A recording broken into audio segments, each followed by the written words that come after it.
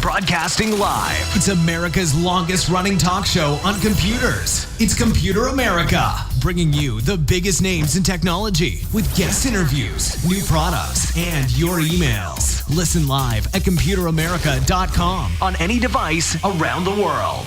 Email the show at live@computeramerica.com or find us on social media.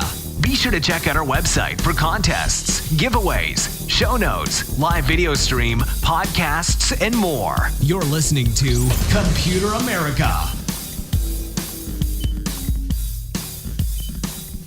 Hello and welcome into the Computer America Show. We are the nation's longest running, nationally syndicated radio talk show on computers and technology.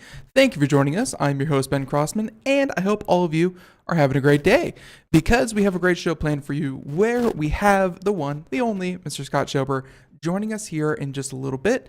And if you haven't heard, haven't heard one of our segments together, then you are in luck because it's always a lot of fun and yeah, a lot of great topics. It's going to be really good. So everyone, thank you for tuning into Computer America. And before we get started, a couple of things, including computeramerica.com. There we go. Almost forgot the website. Computeramerica.com. That's where you'll find everything and anything having to do with today's show. So if you'd like to, check out the show notes, or if you'd like a link to our guest website, anything of that nature, you'll find it at our homepage. Also, be sure while you're there to check out the live video feed brought to you by OWC and check out the social media contest, which is brought to you by Logitech. So all that and more at computeramerica.com. Check it out. And in the meantime, I think we're just going to go ahead and jump right into this because he so graciously gives us an hour a month and we don't want to waste it. So everyone, like I said, author of Hacked Again, runs Berkeley Varitronics Systems, and so much more, we're going to talk about it. But everyone, Scott Schober, and our resident cybersecurity expert. So Scott, how you doing? Welcome back on. Oh, I'm doing great. Great to be back with you, Ben. Yeah, it's so today's show is going to be a lot of fun, but before we get started, just a couple of things. The first one, I want to say that, I was just kind of cleaning up after dinner the other night, and Craig called me into the other room because someone was on Inside Edition, talking about one of the topics we're going to talk about today, which is possibly a bugged soccer ball. And who else but Scott Schober was on television giving the interview. So first of all, hey, we saw you on TV. Cool stuff, man. Yeah, it was a lot of fun, and certainly an interesting topic for sure because it crosses so many things. Absolutely. So yeah, we're going to get into that a little bit later. But the other thing I wanted you to talk about real quick would be your credentials. Why, kind of what makes you qualified to speak on hacking, cybersecurity, and that kind of thing. What is your day job? Yeah, absolutely. Well, my company, Berkeley Varitronics Systems, is a 46-year-old company, and we focus on a lot of wireless threat detection tools. Anything that can be used by cyber threat agencies, DoD agencies, to hunt down and find cell phones, Wi-Fi, Bluetooth threats, anything that can cause damage or cyber hacks. And our tools are used around the globe to constantly fight back against the bad guys. So it's certainly a fun job developing these tools and finding out how we can keep the world a safer place. And we're primarily a design company, but we also manufacture the products as well. And also do a fair amount of work with regards to cybersecurity. Our company a few years ago was targeted, and we face and continue to face continual hacks. And the more I learn, the more I try to teach other people, and the harder it gets for me to stay safe.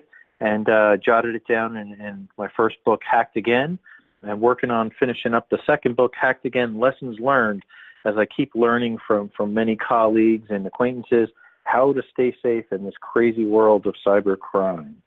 Yeah, and those some of those basics that we talk about, they help not just everyone that listens to them, but even myself. I mean, just today we use a kind of a partner program to handle some of the advertising here on the show, and I recently actually just today before the show checked out one of the emails, and it was someone I had never heard of from the company, but they had the right handle. And it was like the thing that tipped me off about the email was that every line was a different font, a different size font, and like it was copy and paste and cobbled together. And they're like, click on this link, and it didn't really give any kind of context as to what I was going to find or why I had to click on it. And just even today myself, I sent it right back and said, hey, what's this about? And I still don't know what's in the attachment. So the basics are important. Yeah, I think so. I actually had one very similar kind of convincing looking scare. All of my international resellers were contacted with somebody that spoofed my email and asking them to pay a large sum of money. And it really looked like it was for me.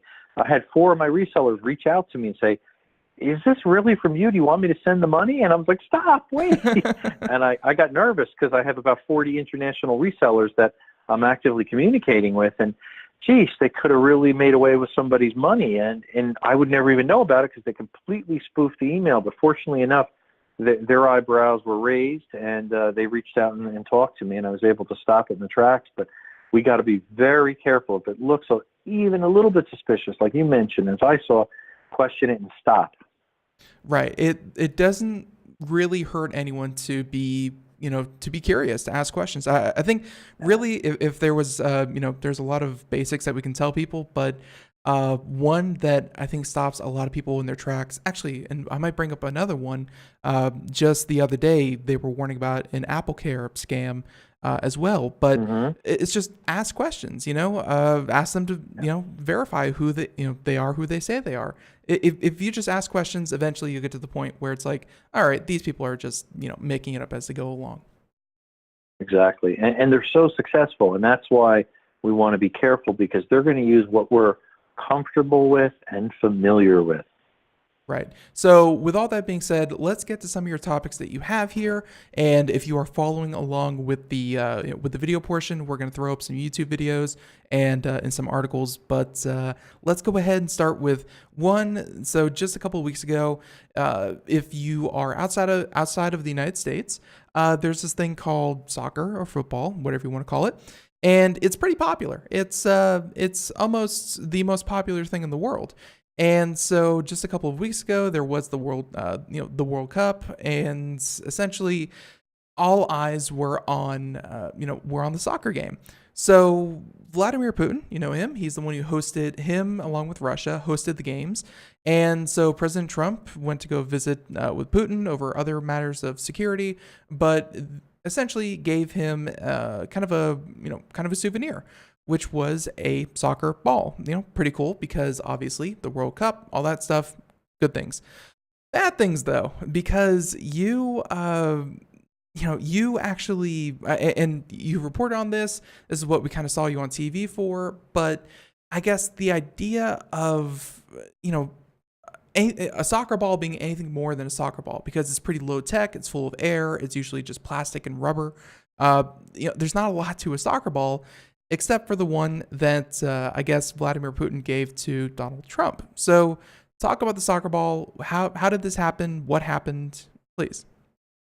Yeah, absolutely. Actually, it kind of started for me actually the day before I got contacted by CNN, and they were trying to find some evidence that there was actually some bugging or spying possibly as a result of the technology that was inside of the soccer ball. And I was kind of a little shocked. And I was like, no, I really don't think that they put a bug or a spy in there per se. And even if they did, the Secret Service has got to clear everything 100% before it would be in somebody's possession, before it would get into the White House, so on and so forth.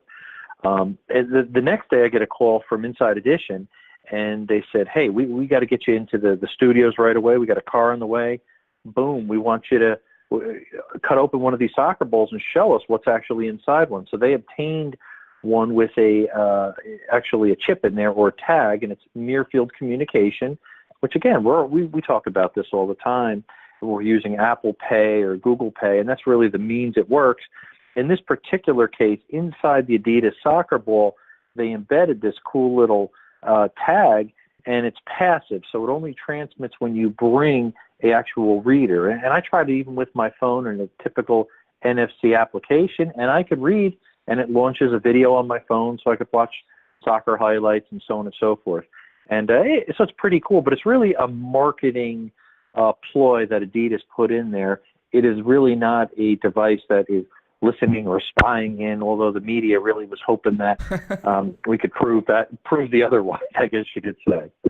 Okay. So Adidas put, because Adidas was, I guess, the official soccer ball manufacturer for, Exactly. For the games, and I guess this chip. I mean, you and I both know probably better than a lot of people in the media, in the media in general, about the capabilities of this thing. You said that it's passive, so I mean, other than really, just kind of giving a URL, like this doesn't have anything like an accelerometer. It doesn't have anything like, No. any kind of sensors to measure even things like movement or where it's been or anything like that, right?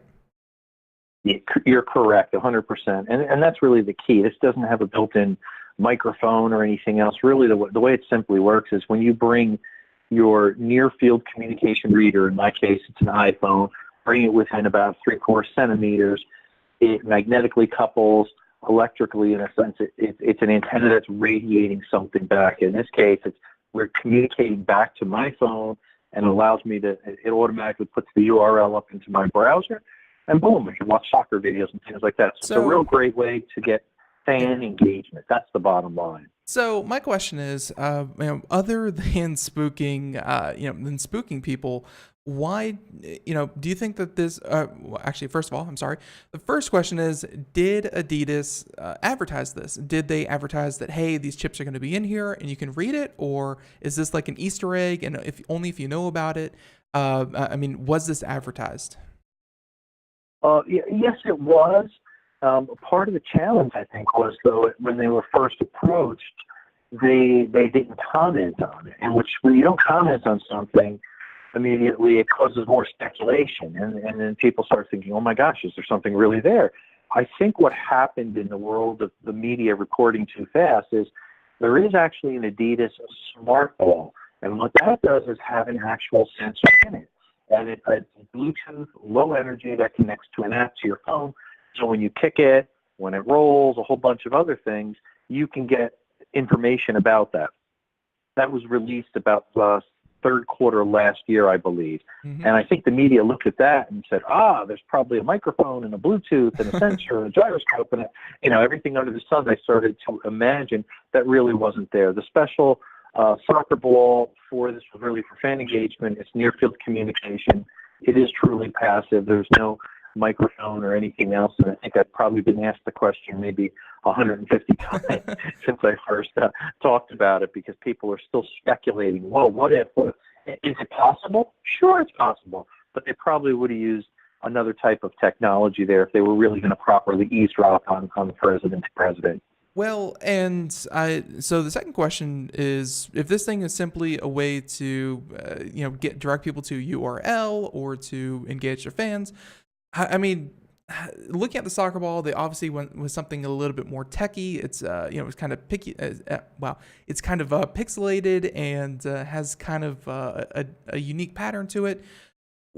Why did they put this little chip in as opposed to, I'm thinking, a QR code, which would just kind of print right on the label, and it wouldn't have any of the.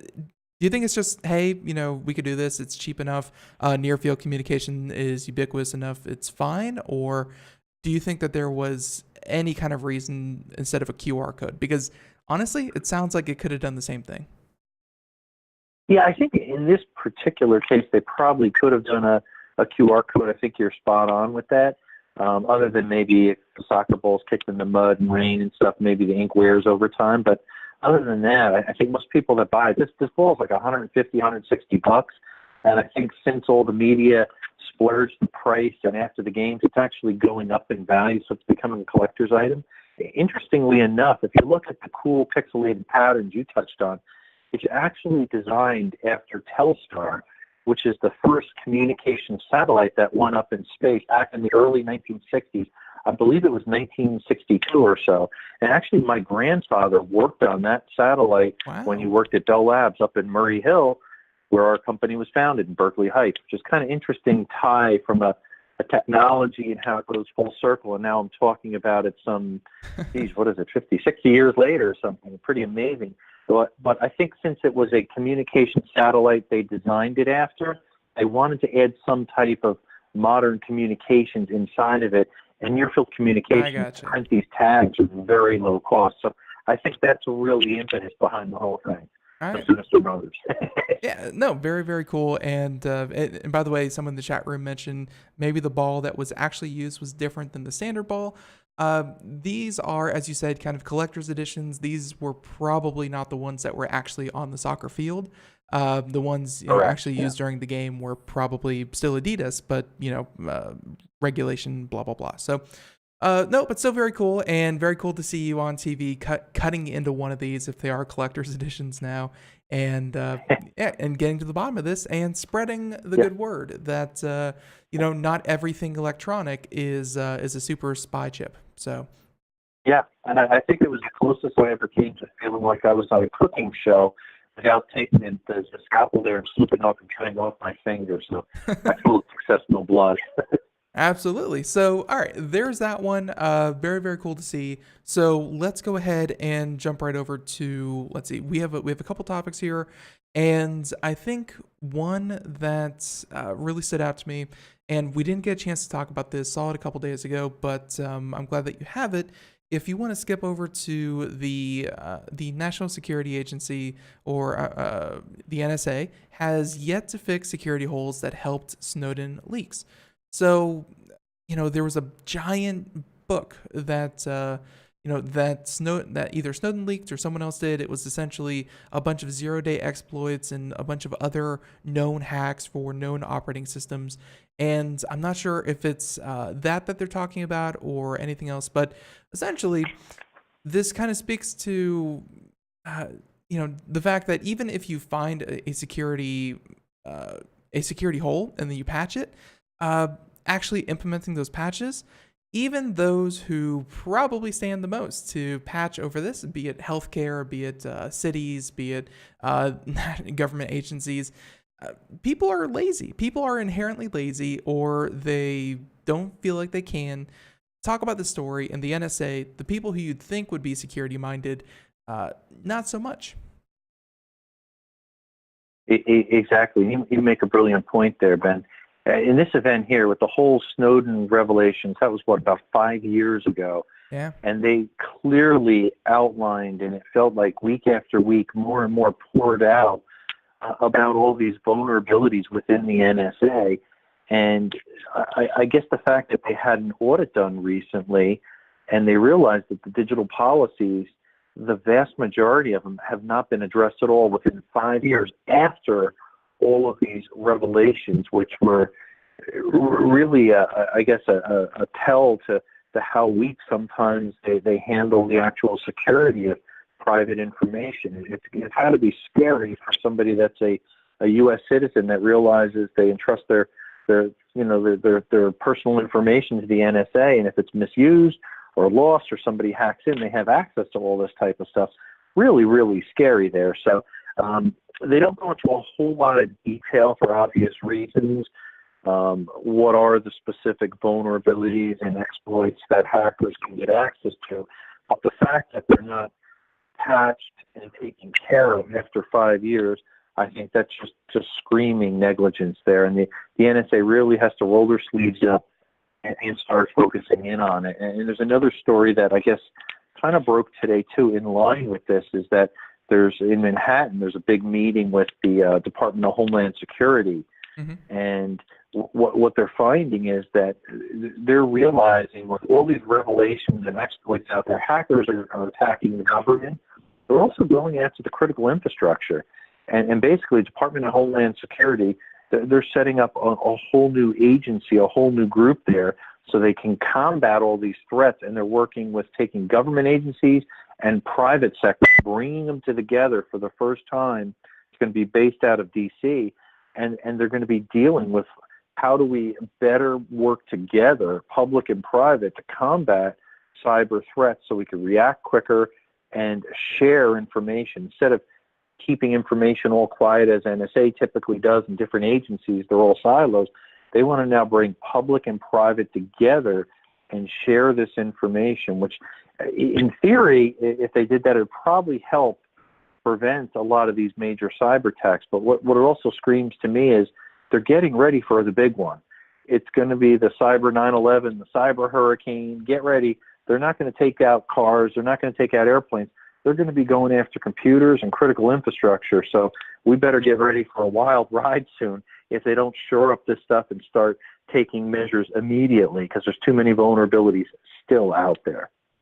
And I guess part of that is the idea that private entities are, better trusted than government agencies. And I think to a large extent, I don't feel like the government's infrastructure for cybersecurity, not, strictly warfare, just general cybersecurity, they're probably not going to do better than a lot of private owned or, private company research facilities, where they research these and, create the definitions that everyone uses if you use any kind of reputable, cybersecurity, malware, antivirus, anti-malware, that kind of thing. I think that the public is better at that. Public sector is better at that.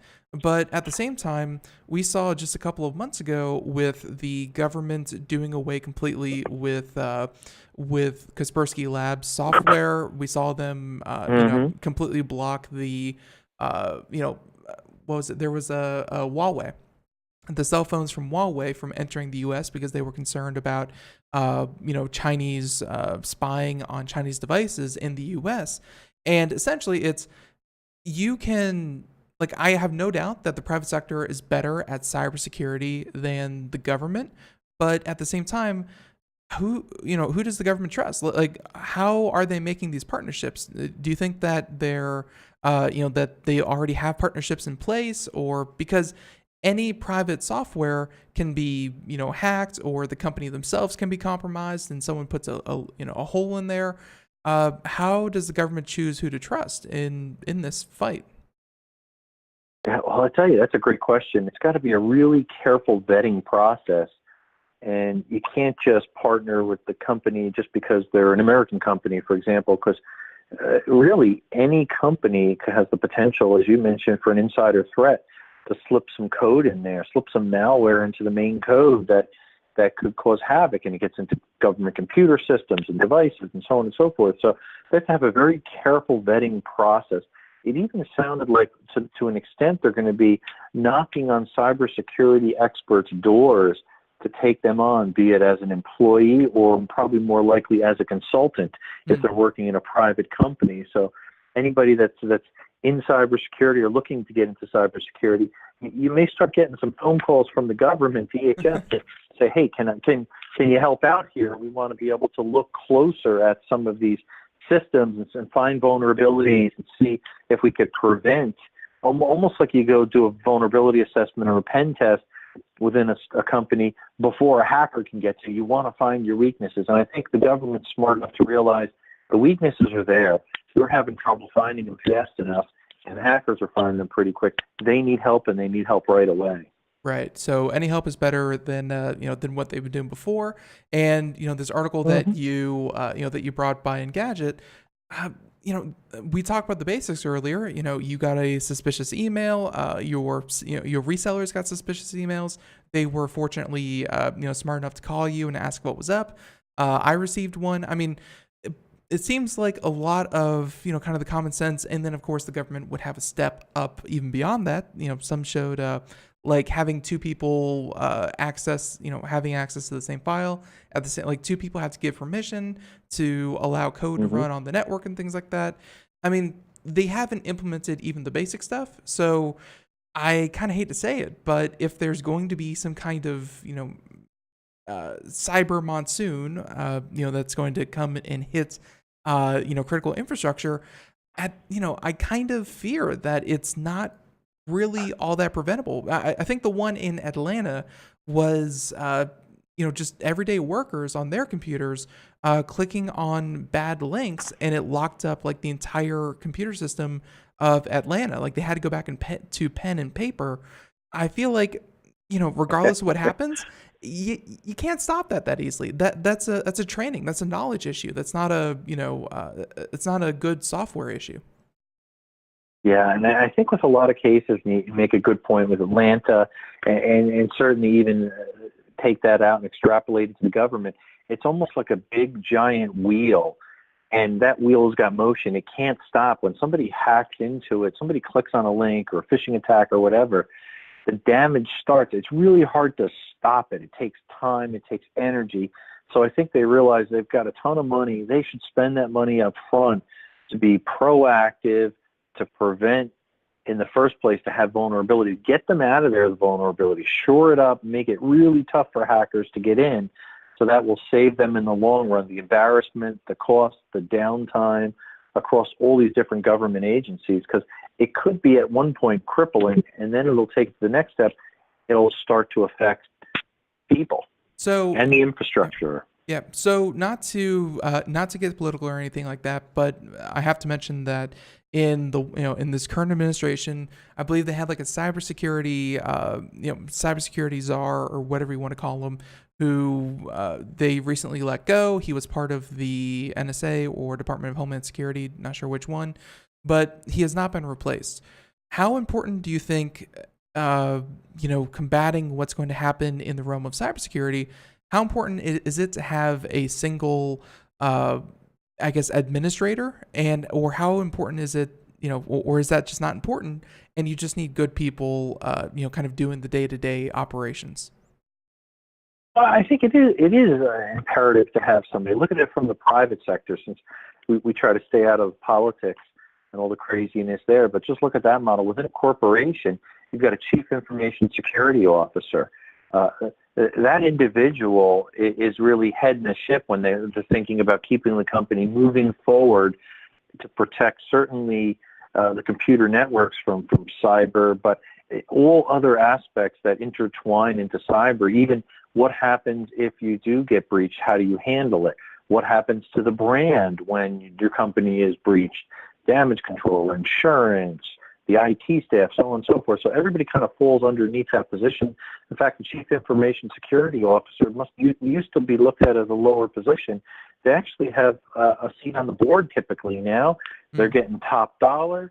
Everybody's looking to the man or the woman who's in that position to get answers to prevent a major cyber tragedy within an organization. So I think the same should be held true within the government. You want to look to the individual that holds that position. I don't think you look up to the top of Trump or somebody else in the administration who probably doesn't know a whole lot about cyber and can't give proper direction quickly if there ever was a major attack. Right. No, it's, of course, that's the thing, is that not a lot of you saw this firsthand when it came to the soccer ball that we talked about earlier. Not a lot of, like, I think cybersecurity guy, and I'm going to lump all of you together. I talk enough to you people, and I'm going to say you people, that I think you guys know what's going on, and you have a very powerful, communication between one another. You talk to people, but you saw with the soccer ball, you can pound the pavement every single day for year after year to try to get the message out. But then when the first thing, kind of abnormal happens or something out of the ordinary, everyone jumps to, kind of what they don't know and say, hey, is this XYZ?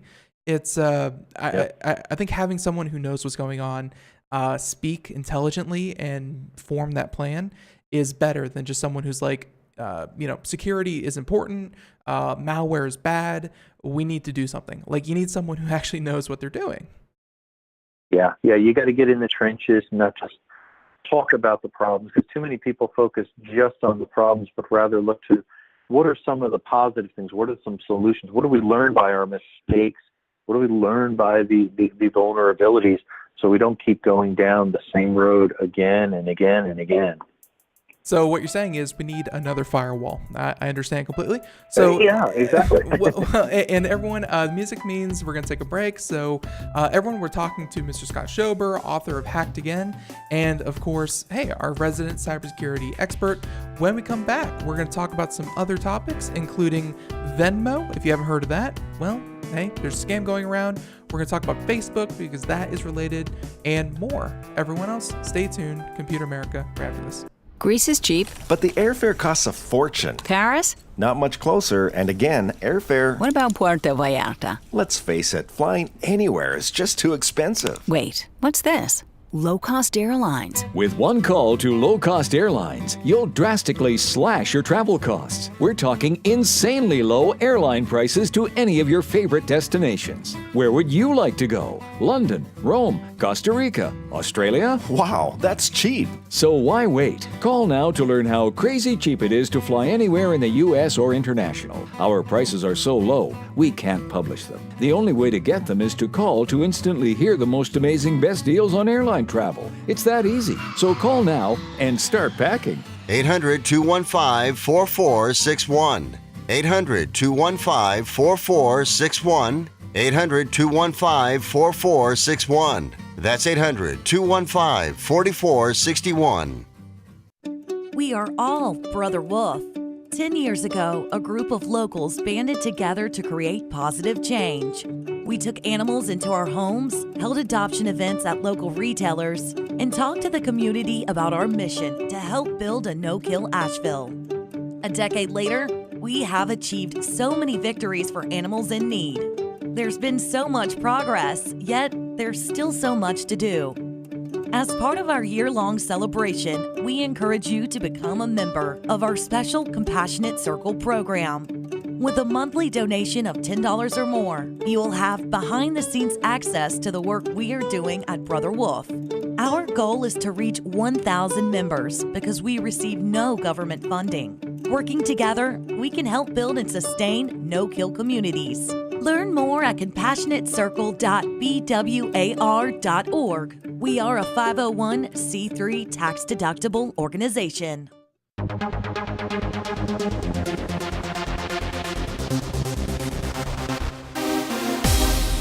And welcome back to the Computer America Show. It is 32 minutes past the hour. And by the way, if you missed any part of today's show, if you're just joining us, welcome into the program. And if you missed any part, please feel free to head on over to computeramerica.com. Right at the top where the podcasts are, it's simply today's show in its entirety. Hey, rebroadcast wherever podcasts are heard. So iTunes, Google Play, iHeartRadio, and many, many more places. So, welcome back. And we are talking to Scott Schober, cybersecurity expert, author of Hacked Again. And so Scott, we wrapped up our last story. I think we're going to go ahead and skip on over to another. And why don't we go ahead and talk about this whole thing with Twitter? Because, just like a lot of these stories, there's another tie-in for today where, so we're going to hit on Twitter, and then we're also going to talk about the results on bots and fake traffic. And just recently, a lot of attention has been brought to the idea of fake reviews on Amazon, which I think ties in pretty nicely with bots on Twitter. So you have this article here from The Verge, and please go ahead and take it away. Yeah, and I think it is kind of interesting, and all of us use Twitter in the world that we're in with technology, wireless media, and just the fact that they dropped over 1 million of these fake bots. These are fake accounts across the board, it greatly affected a lot of the Twitter users, because many of these people have followers, and we know that many people bought followers, and they spend a lot of money on their basically fake bots, so on and so forth. And then they start learning that these fake bots are retweeting. And at one point, there was about the rumors of about a third of the traffic on Twitter are robots retweeting tweets and likes and so on and so forth. So it gets to the point where you wonder, how valuable is it anymore if somebody hits a like button? You don't know if it's real. Is it a real person that just read that? Or is it completely automated? Is it a robot? Why is that so important, and who cares? To me, it all comes down to the revenue. Think about companies that are spending money on ads on different social media platforms. If you're spending money and you find out a third of these people that you thought are clicking or liking or this or that are really not clicking or liking a particular tweet, then guess what? Your ad dollars are going out the window. And I think that's what the big wake-up call is, that too many people put their trust in the numbers when they see how many followers somebody has. And a lot of it's vanity, I'm sure. It makes you feel good. Hey, I got X number of new followers today, and so on and so forth. But the downside of it is a lot of it's just fake. And just like you mentioned, even these fake reviews for Amazon, you can pay people to review things. And it's frustrating when, at least I know for myself, even trying to sell my book on Amazon, you work hard and you appreciate when somebody reviews a book and takes the time to write about it, and you thank them. Yet when you see other people that have got gazillions of reviews and they're poorly written and they're this and that, but somebody gives them 5 stars, 5 stars, 5 stars, they actually get up at the top of the list and they sell more books. And you say, it's cheating, it's not fair. That's reality in the world of Twitter, in the world of Amazon. They're all trying to crack down because it's starting now to affect their bottom line. And consumers are getting wiser. So, and I think that more than just revenue is, kind of what strikes me most is the fact that when you have these fake Twitter bots and, you said a third, I think that any number that's going to be thrown out there is going to be even short of what the reality is. Because Probably true. because Twitter doesn't really verify. Like, they don't make you attach your Twitter account to to a phone number, or they don't really do a good job of verifying that it's one person to one account. So there's a lot of fakes out there, and I think more than revenue, this also has to do with maybe maybe our next story will be the whole Facebook thing, but it has to do with the idea of what is viral. What are people paying attention to? You ask the question, why do people care? And it's one of those things where you can go out and you can say hashtag chocolate pudding is too chocolatey, and you can buy enough retweets that the trending, what's going on in the world, that would normally go to, there was an earthquake in Italy, there was a monsoon in Southeast Asia, like big world events that people would like to take notice of. Instead, they're looking at my stupid, pudding is too chocolatey because I paid enough money that and other people look at it and it takes on a life of its own. It's the same thing that happened with Facebook. It's the same thing that's happening with Twitter. It's this idea that 1 million people retweeted my tweet, so you need to care about it too because 1 million people cared about it. I think that's the big problem for me, is just like the Amazon, like you're talking about, you spend all your time writing this great book. Someone else puts out a literal book. We talk about this on Amazon, books. There was a guy who, it wasn't even so much about the content of your book. It's about how many pages you can get your readers to actually read. And he said, buy my book for $1 and flip to page 838. And there is a link to a URL where you're entered for a chance to win $10,000. You were essentially buying a lottery ticket every time you bought this guy's book, and he was getting paid way more than that by Amazon because people were reading 800 pages of his book when they weren't. It's cases of gaming the system rather than the system, playing up the strengths of the people who put the effort into it. I think that's my big problem with it. Yeah. And what I think it has is that, to your point, it kind of waters down the content. The medium is not believed in that much, and a lot of it goes back to we hear all these chants of fake news, this and that. And I don't like to go down that path really, but all media is not fake certainly. But there is a lot of stuff out there that is misreported and corrected tomorrow in the tiny fine print below that nobody really sees. But so much information is out there now and regurgitated through the world of Twitter and all these other social platforms. And I think some of them are just a waste of time. And other stuff, it's actually some good news and good articles and good information. So it's getting harder and harder to sort through all the minutia to find stuff that's got real meat and some value where you could learn something, where you could take actionable, item and do something with it in your life. So I think this just clouds the water when we realize there's millions of fake bots and all these other things going on out there. It can be a little bit disparaging.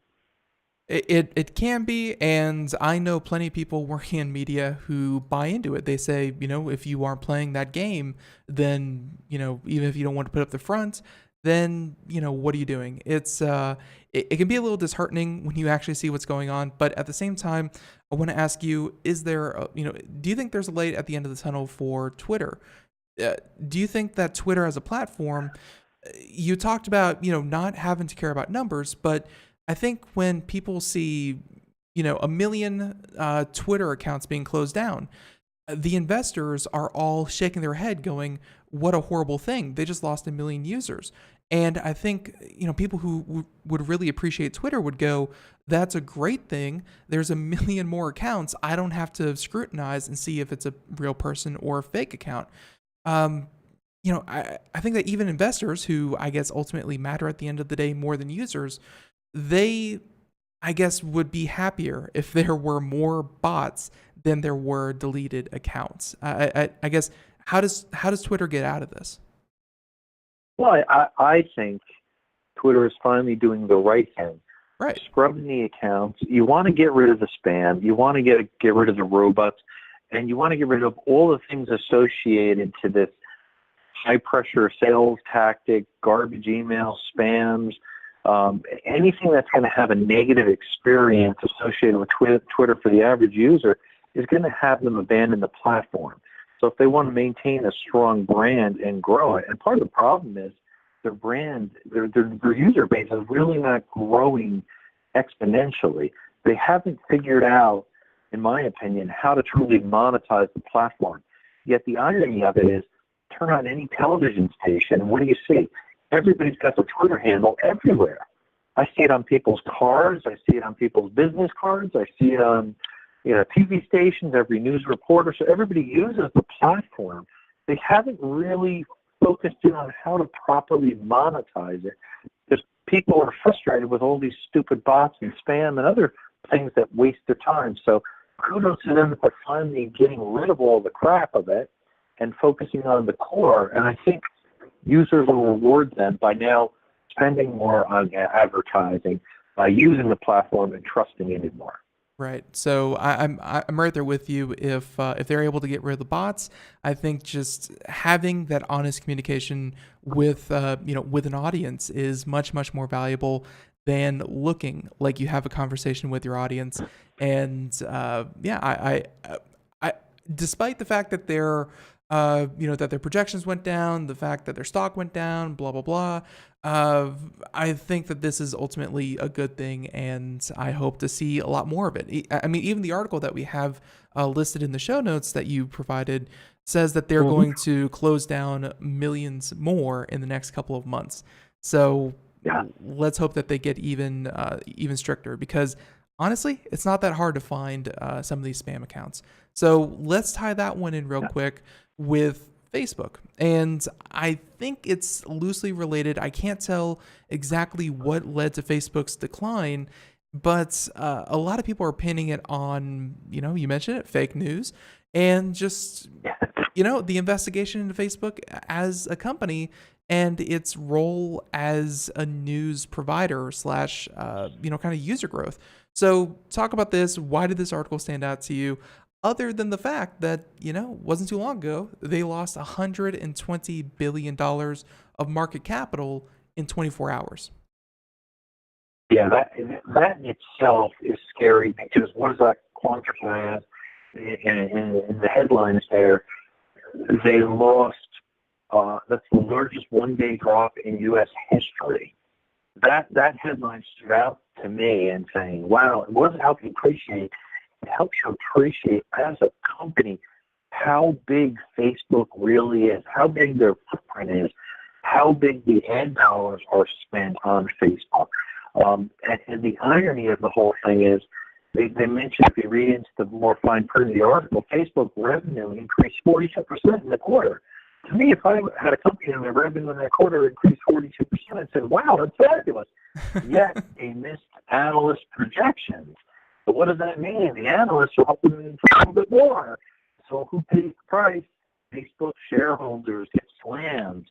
And that's what kind of stinks there. What I think what we're appreciating is you look back in history without regurgitating all the stuff. Think about what's on people's minds. Well, the Russian interference in the 2016 election, we talked about Cambridge Analytica, the whole data privacy scandal, GDPR, the General Data Protection Regulation that throughout Europe there, that cost Facebook about 1 million users there. You've got constant articles about privacy issues, hate speech, fake news. They have to combat all of the negative that they've been thrown in the past couple of quarters. And they committed to saying that they're going to hire 20,000 new employees within Facebook to improve security, to monitor this stuff very closely. And I think all of that's good. But at the bottom line, when I look at Facebook and look at its footprint here in the U.S. with, I don't know, approximately 185 million users just in the U.S., they're actually much broader outside of that or on a global platform. It hasn't really grown much. It's kind of stagnant in the U.S. and Canada. They need to grow their footprint outside the U.S. internationally to really start to garnish new revenue streams through advertising and other means like that. In other words, the U.S. market's saturated, and there's too many players in the world of social media. They got to change their game up, and one way to do that is probably tighten up security and take care of all this fake news and privacy and hate speech, so on and so forth. I personally don't use Facebook. I'm not a huge fan of the platform. Mm-hmm. I do respect and understand why everyone else does use it. So perhaps I'm a little bit biased when I see articles like this. You know, and it speaks to another event that happened about a week ago where it was the wild ride of 24 hours that you mentioned, you know, opening up new revenue streams for Facebook.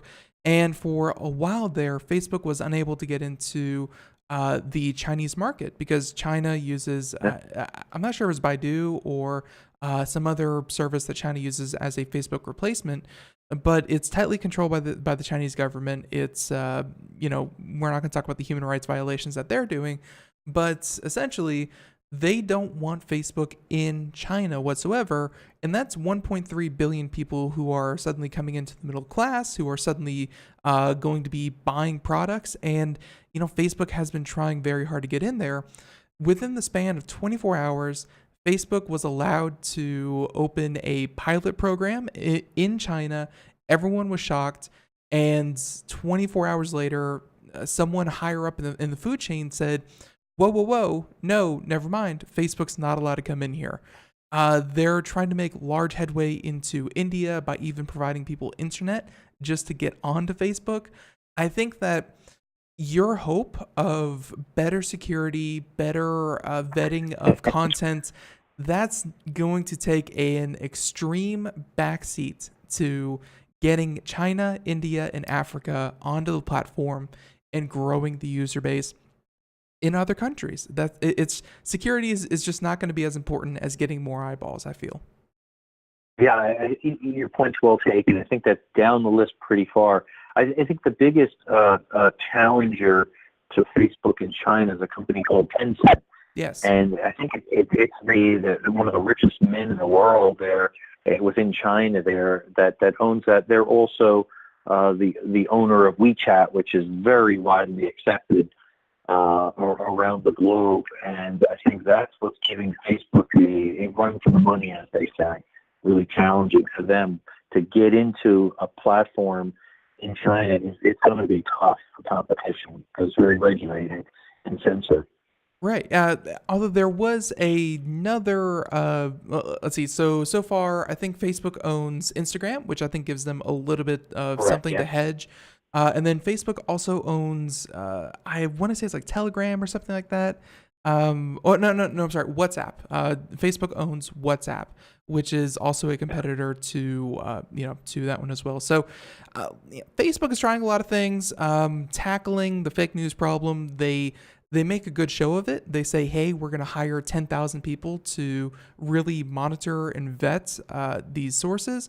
But, just like the NSA with trying to combat this problem, it's let's just hope deep learning, machine learning, artificial intelligence, whatever you want to call it, let's hope that comes to fruition much faster than some of these problems. So, all right. So Facebook, and by the way, has not really recovered its stock value. I thought it would recover pretty fast. Whenever we see these huge dips, we see them recover actually decently fast. And no, they're currently sitting at where they were a couple months ago, which again shows just how much they've grown. The fact that their stock only slid back to like May's numbers. So there you go. Yeah, what a tremendous loss, though. That just blows my mind how a company on paper, again, could lose that much. Is pretty darn scary. It reminds me of the cryptocurrency roller coasters almost. And I'm kind of glad that the cryptocurrency. I mean, I know that you were on the board for one, and we talked to many cryptocurrencies here on the show. But there was probably a 6 to 12 month period where people were starting cryptocurrency, who had no business, who had no reason to, and I'm kind of glad that we're kind of getting behind that. But blockchain, we've talked about that a lot of times here on the show. Cryptocurrency in general, it does have uses. It does make sense in certain applications, but social media is not a one size fits all. Cryptocurrency is not a one size fits all, and I'm glad to see some pullback at least because, hey, I think markets do well when there is that pullback and reassessing and restructuring. So. All right, so there's Facebook. Let's see. So we have like time for maybe one or two more stories here on the program before we go. And we don't talk about Venmo much. I think, honestly, and this is so bad because I think Venmo, I've heard of the service before, but ever since they opened up to like sending money between people, the only time I've ever heard of Venmo is when scammers get people to send money over Venmo. And I'd never really hear about the platform otherwise. So talk about the company and why it's such a favorite among, scammers and things like that. And also, I guess now hackers. Yeah, it was an interesting one. And I did, I think I sent you the link on this, a little interview on this on New Jersey 12. It's really a consumer alert piece that I was able to help out on in there. And just a brief background for anybody that's not familiar with Venmo. It's really a free digital wallet, let's call it there, so you could share payments with your buddies, your friends, and people say, hey, you could split the bill for food or for a cab ride or this or that very easily and conveniently, which is kind of cool. It's important to realize it's not a huge number of users, decent number, 7 million active users they have. And who's the parent? It's really PayPal. PayPal is huge. I mean, they got 197 million active accounts. And they typically are used, PayPal's used by, individuals that are a little more mature, let's say. And Venmo was trying to really target millennials to bring social media and the world of payment together. So it should be on one platform was their thought and attract this younger crowd. The big beef I had with it right away was that all transactions are made public by default. So I started to do some sniffing and went out there. You can go into a URL and you can start looking at all these transactions and see this girl bought this guy something and paid this much for it. You could pull up pictures of the person. You don't see the actual dollar amount in transactions, ironically. But if you think about it, in the world of data harvesting, anybody can go onto this, in a sense, a public ledger, start this information, and now you can start associating it with other social media things that you pull off, and now you could see patterns what does Scott Schober like to buy? I could see 5 times he paid for food at this particular place. Now you could target him with, again, commercials, ads, so on and so forth. So I really hate platforms like that when all transactions are made public and the bad guys can use that to go against you and hack, and you're just putting it out there. Most of the users have no clue that it's even public information. Scary. Yeah, I certainly didn't know that, and I guess that can obviously be a bad thing, but at the same time, they can only target you through again, kind of the basics. Like, so if let's use your restaurant example. If you really like this restaurant, they can target you with maybe false links and say, hey, here's a coupon for this place that you like. Click on this link and you get a 50% off coupon. Is that how the hackers are going to get in, or is there an innate security flaw in Venmo? No, but basically no. It's an effective way to use social engineering techniques. I like to go to Chili's. I'm a frequent club member or something. So I occasionally will get emails that say, hey, you got this many points, or you're entitled to a free appetizer or something stupid like that. So yeah, to your point, yeah, a hacker's going to see that and say, oh, this guy eats at Chili's and he split the bill with his wife or a business colleague or this or that. Now they're going to do a targeted phishing campaign at Scott Schober and hope he's dumb enough to click on it to retrieve his free entree or something else, only to suck him in to get more personal information and proceed to hack. And that's how hackers work. They build the trust and use familiarity.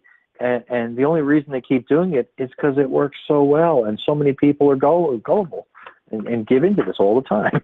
Right. So we have time for just one more story, and I'm going to, kind of go off the beaten path here. I'm not sure if you had a chance to look at it, but it's about Apple support, and it's about malware that was actually hijacking people's phones, and it was a phishing scam where, and I think this is the part that made the headlines, was that it's not only put something up on your phone, it was malware, so it would get on your phone and then it would say your phone has been locked due to detected illegal activity. Immediately call Apple Care, and it would prompt you to immediately call an 888 number that would then put you on the line with an Indian call center. And yeah, they would try to, kind of walk you through Apple Care, quote unquote, steps, but they weren't actually Apple Care. So I wanted your response, kind of your reaction to the fact that, scammers are getting to the point where, yeah, they'll get you on the phone and they'll try to get you to hack your own device. Yeah, and that's telling you that hackers have taken it to the next level, where they set up a dedicated phone number. They've got somebody on standby. They're just waiting for the sucker to call and compromise your information. And typically when they're effective at these scams, typically, again, starting with a phishing, get you to call, they'll have a little piece, a tidbit of information about you. They'll say, hey, Ben, thanks for calling. Just for security purposes, let me make sure you're really Ben. And they're going to share something that you would know, but they found it on the world of social media or something else. And very astute of you, because I think one of the pieces of information that they had just innately were people's iCloud email associated with their iPhone. They were able to get that. Yeah. So they would ask you to verify your Apple ID, and you'd verify it, and they'd be like, "That's correct." And then they go about having you install essentially quote unquote support tools that would continuously send you, adware. They would send you, or they would track your phone, and essentially they would have you install services that would then install more services that they would want on your phone. So it was a persistent thing. Yeah, and the interesting thing is this is always targeted, in my experience, towards Windows tech support again and again, because there's so many Windows users. Apple users, typically we think we're invincible and got a stronger platform. Guess what? Nobody's 100%. We're all vulnerable. and they're just trying to spread out the hacks a little bit because maybe we're a little more trusting as Apple users. I don't know, but it's starting to work, so use caution. Yeah, it's a numbers game, and there used to be a lot more Windows users than there were Apple, but now iOS is king, so yeah, we're all at risk. So everyone, the music in the background means that, hey, we're just about done here. Scott, I want to thank you so much for coming on. Great conversation, as always, and I'll let you have the last word. If people want to find out more about you, where can they go? They could certainly go to my website, scottschober.com, and feel free, they could download security tips there to stay safe on their computer and in their lives, or my company website, dvsystems.com, and learn more about our wireless threat detection tools. All right, very, very cool. And of course, we have a link to that in the show notes. And Scott, we're going to talk in just a second, but everyone else out there, you got it. Hey, Monday through Friday, 4 p.m. to 5 p.m. Eastern, we do a show that you should definitely check out. And again, thank you for tuning in. If you're listening to us on IRN or the podcast or the video portion, thank you so much for tuning in, and be sure to catch us here next time, same place. So until then, everyone, have a great day. Thank you so much. Bye-bye.